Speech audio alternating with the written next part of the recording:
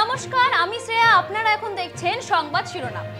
ভারতের প্রত্যেকটা রাজ্যেই রয়েছে ধর্মীয় সংস্থা, আর সেই ধর্মীয় সংস্থা দেখাশোনার দায়িত্ব এই ওয়াকফ বোর্ডের। কিন্তু এই ওয়াকফ বোর্ড এখন দুর্নীতিগ্রস্ত। এই ওয়াকফ বোর্ডের উপর ছিল লাখো লাখো মানুষের ভরসা, কিন্তু এখানে কোটি কোটি টাকা হেরফেরের সাথে সাথে চলছে ক্ষমতার অপব্যবহার। এই পবিত্র আমানতে কিভাবে হচ্ছে এই অপবিত্র খেলা? বিশ্বাসের নামে হচ্ছে বিশ্বাসঘাতকতা। আজকের বিশেষ প্রতিবেদন আমাদের এই ওয়াকফ বোর্ড। কেন্দ্রীয় গোয়েন্দা সংস্থা সম্প্রতি স্বরাষ্ট্র মন্ত্রককে একটি রিপোর্ট পাঠিয়েছিলেন, যেখানে রাজ্যের কয়েকজন তৃণমূল নেতা ও জনপ্রতিনিধির বিরুদ্ধে ওয়াকফ সম্পত্তি জবরদখলের অভিযোগ তোলা হয়েছিল। রিপোর্টে উল্লেখ করা হয়েছে কলকাতার মেয়র ও রাজ্যের মন্ত্রী ফিরহাদ হাকিম এবং রাজ্যসভার সংসদ নাদিমুল হক এবং কলকাতার পুরসভার কাউন্সিল সামি জাহান বেগমের নাম। অভিযোগ অনুযায়ী তারা ওয়াকফ সম্পত্তি অবৈধভাবে দখল করে রেখেছিলেন। ফিরহাদ হাকিম পাল্টা এর উত্তরে বলেছেন যে এটি সম্পূর্ণ ভিত্তিহীন এবং এটি রাজনৈতিক হেনস্থা করার চেষ্টা করা হচ্ছে তাকে। এগুলো কিছু না, এখন রাজনীতি করার সময় না। পুলিশ প্রশাসন তার জায়গা ঠিক করুক। আমরা রাজ্যের প্রশাসনের উপরে বিশ্বাস রাখছি। দেখুন, যারা ক্রিমিনাল তাদের কাছে তৃণমূলও নয়, সাধারণ মানুষ ক্রিমিনালকে ঠান্ডা করতে পারে পুলিশ, এবং পুলিশের সেই কাজটা। কারোর সর্বনাশ, কারোর পৌষ মাস। বিজেপি ঘোলা জলে মাছ ধরবার চেষ্টা করছে। এবং যেটা জানা যাচ্ছে তার সাথে সূত্র অনুসারে যে মুর্শিদাবাদে উত্তপ্ত পরিস্থিতি সামাল দিতে অবশেষে কেন্দ্রীয় বাহিনী মোতায়েনের নির্দেশ দিল কলকাতা হাইকোর্ট। শনিবার বিরোধী দলনেতা শুভেন্দু অধিকারী আদালতের দ্বারস্থ হয়ে এই আবেদন জানান। রাজা বসু চৌধুরীর ডিভিশন বেঞ্চ কেন্দ্রীয় বাহিনী নামানোর নির্দেশ নিয়ে জানায় যে শান্তি ফিরিয়ে আনতে এই পদক্ষেপ অবশ্যই জরুরি। আদালতে শুভেন্দুর পক্ষের আইনজীবী দাবি করেন রাজ্য পুলিশ সম্পূর্ণ ব্যর্থ মুর্শিদাবাদের পরিস্থিতি নিয়ন্ত্রণে আনতে। যদিও রাজ্যের এই পক্ষে আইনজীবী অর্ক নাগ জানান ইতিমধ্যেই সেখান থেকে কোম্পানি বিএসএফ মোতায়েন রয়েছে। পাল্টা জবাবে শুভেন্দুর আইনজীবী অভিযোগ যে ডিস্ট্রিক্ট ম্যাজিস্ট্রেট বিএসএফ কে কার্যত নিষ্ক্রিয় করে রেখেছে। আদালত স্পষ্ট জানায় যে শুধুমাত্র মুর্শিদাবাদ নয়, রাজ্যের অন্যত্র অশান্তি ছড়ালে সেখানেও কেন্দ্র বাহিনী মোতায়েনের আবেদন করতে পারে রাজ্য। বিরোধী দলনেতা একটি পলিটিক্যাল ইন্টারেস্ট লিটিগেশন করেছিলেন। তার বক্তব্য ছিল যে সেন্ট্রাল ফোর্সেসদের যেন ডিপ্লয় করা হয়, কিন্তু সমস্যাটা হচ্ছে যে একটা রাজনৈতিক পরিকাঠামোতে মামলা, এবং আদালতে যে সওয়াল রাজ্য সরকারের পক্ষ থেকে কল্যাণ বন্দ্যোপাধ্যায় সাহেব করেছেন তার পরিষ্কার বক্তব্য ছিল যে আমরা যথেষ্ট পরিমাণ পুলিশ ফোর্স ডিপ্লয় করেছি। এডিজি নর্থ বেঙ্গল ব্যক্তিগতভাবে পুরো ব্যাপারে আছেন। এডিজি ল অ্যান্ড অর্ডার পুরো সিচুয়েশনটাকে নজর রাখছেন। ডিজি যে কোনো সময় পৌঁছে যাবেন ঘটনাস্থলে। মুর্শিদাবাদের বাইরে তারা এমন অনেক অভিযোগ করেছেন যে বিভিন্ন জায়গায় নাকি অশান্তি হচ্ছে, কিন্তু সেরকম কোনো ঘটনা আমাদের রেকর্ডসেও নেই এবং তারা কোর্টেও দেখাতে পারেননি। সেই জন্য কোর্ট তাদেরকে বলেছে তাদের যদি অন্য কোনো ডিস্ট্রিক্টে কোনো বক্তব্য থাকে তারা যেন হলফনামা দিয়ে সেটা জানায়।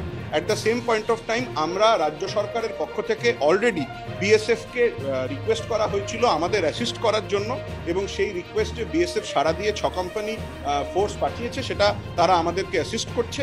এই ক্ষেত্রেও আমরা সেন্ট্রাল ফোর্স যারা থাকবে তারা রাজ্য সরকারের কোঅপারেশনে আমাদের রাজ্য সরকারকে সাহায্য করবে যাতে নাকি ল অ্যান্ড অর্ডার মেনটেন থাকে। হাইকোর্টের নির্দেশ কেন্দ্রীয় বাহিনীকে স্থানীয় পুলিশের সঙ্গে সমন্বয় রেখেই কাজ করতে হবে। ওয়াকফ আইন নিয়ে উত্তেজনার জেরে গত 8 এপ্রিল থেকে অশান্ত হয়ে ওঠে এই মুর্শিদাবাদ। সুতি, সামরেশগঞ্জ, জলঙ্গি সহ বিভিন্ন এলাকায় ছড়িয়ে পড়ে এই হিংসা।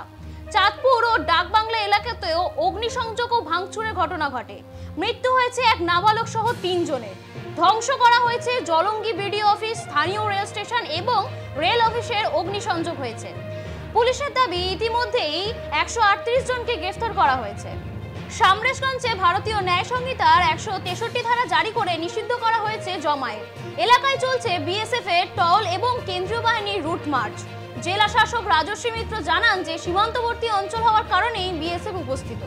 ঘটনার তদন্তে এনআইএ এর হস্তক্ষেপ চেয়ে রেলমন্ত্রী অশ্বিনী বৈষ্ণবকে চিঠি দিয়েছেন শুভেন্দু অধিকারী। আপাতত থমথমে সমরেশগঞ্জ ও সংলগ্ন অঞ্চল। उनके साथ और हमें उनके साथ मिलकर इस स्थिति में काम करना है। सर, अभी तक कितना फोर्सेस डिप्लॉयड हो चुके हैं? देखिए, हमने 5 कंपनी अपनी पुलिस की हेल्प के लिए भेजी है, और पुलिस के जहां उन्होंने डिप्लॉय किया वो उन्हीं के साथ। सर किस तरह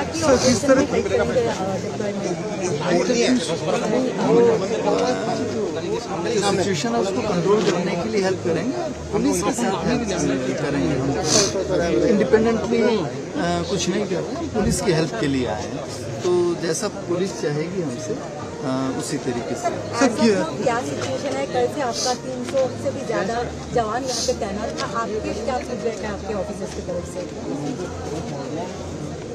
देखिए, हम पुलिस की हेल्प के लिए आए हैं और पुलिस के साथ मिलकर काम कर रहे हैं, और अभी हमारी जो डीजी साहब से बात हुई वो भी यही हुई है कि हम उनके साथ मिलकर ही काम करें, और हमें पूरी उम्मीद है कि यहाँ जल्दी ही शांति बहाल हो जाए। कुल मिलाकर कितनी कंपनी से बीएसएफ की तरफ से? हमने अभी 5 कंपनियों को बाद में क्या बढ़ सकता है? अगर पुलिस चाहेगी रिक्वेस्ट करेगी या रिक्वेजिशन देगी तो हम और भी कंपनी। सर जितने भी कंपनी डिप्लॉयड हुए सब साउथ बंगाल फ्रंटियर के ही कंपनी है ना सर? जी। सर दोपहर को एक इंसिडेंट हुआ है, बीएसएफ जब वहाँ पे पहरेदारी कर रहा था, बीएसएफ के ऊपर भी अटैक हुआ था, जिसके चलते बीएसएफ को काबू भी करना पड़ा। तो इस तरह के सिचुएशन के लिए बीएसएफ कितना तैयार है, क्योंकि वो बहुत ही एक क्रिटिकल जगह है? देखिए, बीएसएफ हर सिचुएशन के लिए तैयार है, ऐसी सिचुएशन आती रहती है, ये कोई पहली बार ऐसी सिचुएशन नहीं है, बीएसएफ पहली बार ऐसी सिचुएशन में नहीं आई है, लेकिन हमारे जो जवान है जितने समझदारी से काम ले सकते हैं उतनी समझदारी से ले रहे हैं, और पुलिस के साथ मिलकर काम कर रहे हैं। এই পরিস্থিতিতে সাধারণ জনগণের একটা বৃহৎ বড় অংশ আর্জি জানিয়েছে যে তাদের আর রাজ্য পুলিশের নয় কেন্দ্র বাহিনীর নিরাপত্তা দরকার, কারণ যে হারে ওয়াকফ সংশোধনের জন্য যে বিশৃঙ্খল তৈরি হয়েছে, যে উত্তেজনা সৃষ্টি হয়েছে, সেটা যে কোনো মুহূর্তে একটা ভয়াবহ রূপ নিতে পারে। ইতিমধ্যেই হাইকোর্ট নির্দেশনা দিয়েছেন যে রাজ্য পুলিশের সঙ্গে বিএসএফ কে মিলিত হয়ে শান্তি আনতে হবে মুর্শিদাবাদে। এর ব্যাপারে আরো বিস্তারিত তথ্য জানতে চোখ রাখুন সংবাদ শিরোনাম। মানুষের পাশে মানুষের সাথে আমরা আছি এই বাংলাতে। আপনারা দেখছেন সংবাদ শিরোনাম। দেখলেন তো অনেক কিছু, এবার দেখুন নতুন কিছু।